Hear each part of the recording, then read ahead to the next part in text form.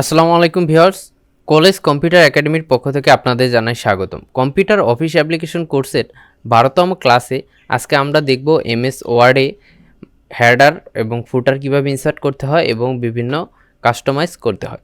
তো চলুন কথা না বাড়িয়ে শুরু করা যাক। প্রথমে আমরা কি করব, আমরা একটি মাইক্রোসফট ওয়ার্ড ডকুমেন্ট ওপেন করব। এখান থেকে আমি মাইক্রোসফট ওয়ার্ড ডকুমেন্ট ওপেন করতেছি। আমি হেডার আর ফুটার বোঝানোর জন্য আমি আপনাদের বোঝানোর জন্য একটি ডাক্তারের প্যাড এখানে ইনসার্ট করে রেখেছি পূর্বেই। আসলে হেডার আর ফুটার বিষয় দুটো কি, দেখুন আপনারা বিভিন্ন হাসপাতালের বিভিন্ন টেস্টের রিপোর্ট দেখে থাকবেন বা ডাক্তারের প্যাড দেখে থাকবেন যে রিপোর্টে হাসপাতালের নাম এবং ঠিকানা বা ডাক্তারের নাম এবং ডেজিগনেশন এবং হচ্ছে পেশেন্টের নেম, এইগুলোর অপশনগুলা আপনি কিন্তু পুরো সেম থাকে, একই রকম থাকে, এগুলো চেঞ্জ করতে হয় না।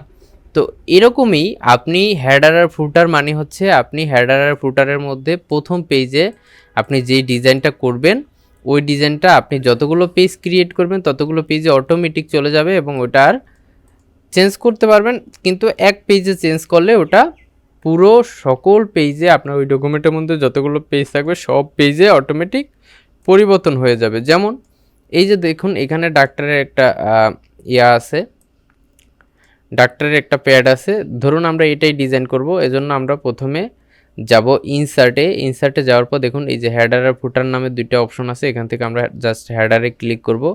এরপর আপনি এখানে অনেকগুলো অপশন থাকবে, এখান থেকে চাইলে আপনি চুজ করে নিতে পারেন, অথবা আমরা এই ব্ল্যাঙ্ক হেডারটা নিব। ব্ল্যাঙ্ক হেডারটা নেওয়ার পর এখানে আমরা হেডার ডিজাইন করব। এজন্য আমরা প্রথমে ইন্টার দিয়ে একটু হেডারটা বড় করে নিই। এরপর আমরা ইনসার্টে যাব, একটা শেপ নিব। এখান থেকে জাস্ট একটা শেপ নিলাম। আমরা এই শেপটাকে এখান থেকে সেই ফিল কালার একটা দিয়ে দিলাম, অথবা এখান থেকে গ্রেডিয়ানও দিতে পারি। আমরা গ্রেডিয়ানে ক্লিক করে যে কোনো একটা গ্রেডিয়ান কালার দিয়ে দিলাম। এরপর এখানে আমরা ডক্টরের নাম বলুন, অথবা ধরুন আমি আমার এই কলেজ কম্পিউটার একাডেমির নামে একটা তৈরি করব, প্যাড তৈরি করব। এখান থেকে আমরা প্রথমে এই হেডারটার একটা ডিজাইন করে দিলাম। এরপরে আমরা কি করব, এখানে কিছু লেখার জন্য আমরা ইনসার্টে গিয়ে এই যে ওয়ার্ড আর্টটা নিব। ওয়ার্ড আর্ট থেকে এখান থেকে একটা ওয়ার্ড আর্ট নিয়ে এরপর এই কলেজ কম্পিউটার একাডেমি লেখাটাকে আমি লিখব। এখানে কলেজ কম্পিউটার একাডেমি লিখলাম। এই শেপটাকে আমি একটু এখান থেকে বড় করে দিলাম। এরপর চাইলে এটাকেও আমি একটু বড় করে বোল্ড করে দিতে পারি। এখন আমি আমাদের চ্যানেলের লিঙ্কটা দিব এখানে। আমি আগেই এখান থেকে চ্যানেলের লিঙ্কটা আমি কপি করব। কপি করে জাস্ট এখানে এসে ইন্টার দিয়ে জাস্ট পেস্ট করে দিব এবং এই লিঙ্কটাকে আমি সিলেক্ট করে হোমে গিয়ে সেন্টারে দিয়ে দিব। দেখুন আমাদের হেডার ডিজাইন মোটামুটি শেষ। যখনই আমার ডিজাইনটা শেষ হবে তখন আমি এই খালি জায়গায় যেখানে আমার হেডার নাই এখানে আমি জাস্ট ডাবল ক্লিক করলে আমার হেডারটা লক হয়ে যাবে। এখন ধরুন আমার যতগুলো পেজ আছে, দেখুন এখানে আমার যতগুলো পেজ আছে প্রতিটা পেজে কিন্তু হেডারটা অটোমেটিক চলে আসছে। এরপরে যদি আমি আরেকটা ক্রিয়েট করি, দেখুন ইন্টার দিয়ে আমি ক্রিয়েট করলাম, অটোমেটিক আমার হেডার কিন্তু প্রতি পেজে অটোমেটিক কিন্তু চলে আসতেছে। আমি এই হেডারের কালারটা একটু গাঢ় করে দিই, তাহলে আপনাদের বুঝতে সুবিধা হবে। ফরম্যাটে গেলাম, টেক্সট না হেডারের শেপটা সিলেক্ট করলাম। এখান থেকে এটাকে একটু ছোট করে দিই, শেপটা ক্লিক করলাম, সেই ফিলে গিয়ে এখান থেকে আমি রেড কালার দিয়ে দিলাম। এরপর আমি এটাকে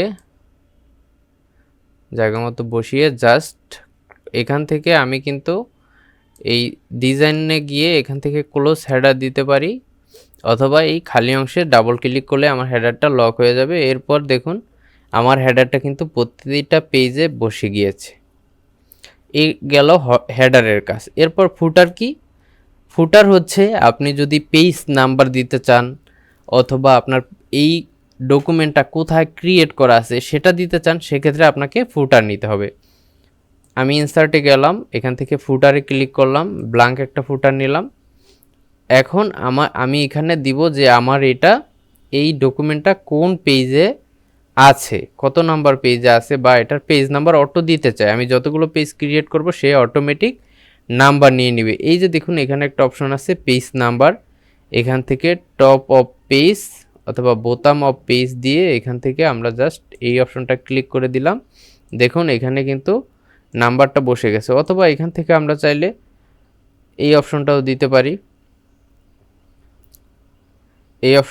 পারি, দেখুন তাহলে এই যে পেজ 1, আপনার যেটা ভালো লাগে আপনি এখান থেকে ওইটাই সিলেক্ট করে দিবেন। দেখুন আপনার পেজ নাম্বারটা বসে গেছে। এখান থেকে সিলেক্ট করে আপনি চাইলে এটার সাইজটা একটু বড় করে দিতে পারেন। সিলেক্ট করে হোমে গিয়ে এটার সাইজটা একটু বড় করে দিলেন, বসে গেল।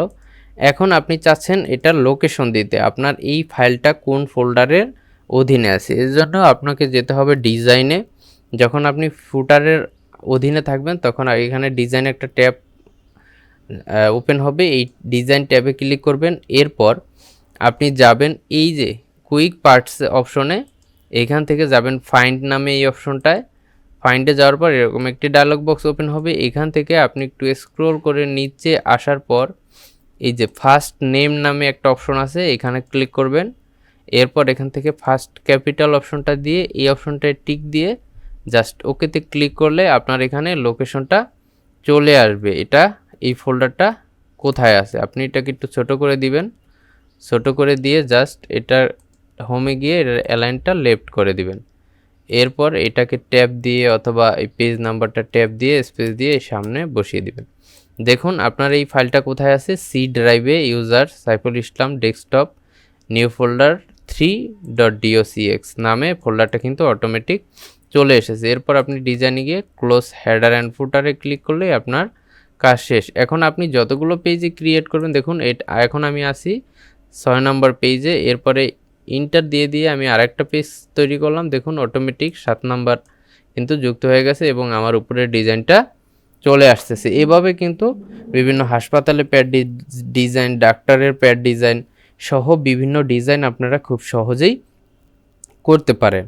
যারা এখনও আমার চ্যানেলটি সাবস্ক্রাইব করেন নাই তাদের কাছে বিশেষ অনুরোধ থাকবে, অবশ্যই সাবস্ক্রাইব করে সাথে থাকবেন এবং বেল আইকনে ক্লিক করে দিবেন পরবর্তী ভিডিওর নোটিফিকেশন সবার আগে পেতে।